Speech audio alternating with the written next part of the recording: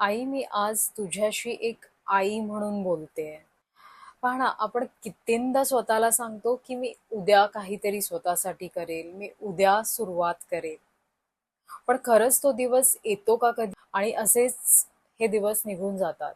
एवढं करत असताना आपल्याला नेहमीच असं वाटत असतं की मला स्वतःचा वेळ नाही आणि मी स्वतःसाठी काहीच करू शकत नाही. स्वतःच्या कम्फर्ट झोनच्या बाहेर पडणं हे आपल्याला अवघडच वाटतं. आणि त्यात स्वतःसाठी वेगळा वेळ काढणं आणखीन डिफिकल्ट. आणि ट्रस्ट मी, हे तेवढं डिफिकल्ट नाहीये जेवढं आपण त्याचा प्रोपगंडा करतो किंवा मोठं बनवतो.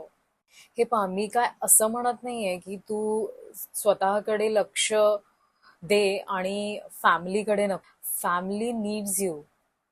पण जेव्हा तू स्वतःकडे लक्ष देते आणि you become the best version of yourself and you have highest energy, तू मला सांग, तू किती बेस्ट देऊ शकते तुझ्या फॅमिलीला?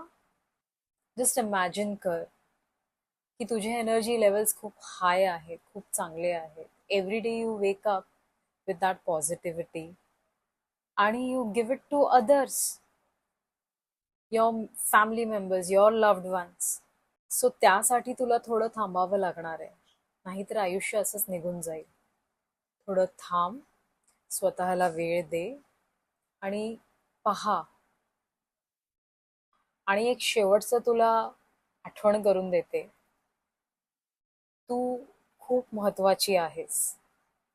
तू जर व्यवस्थित आहे, हेल्दी आहे, फिट आहेस, सर्वांची अजून चांगल्या पद्धतीने काळजी घेऊ शकते. आणि तू जर एग्री करत असशील ना, तर कमेंट कर खाली तुला काय वाटतं. बाय.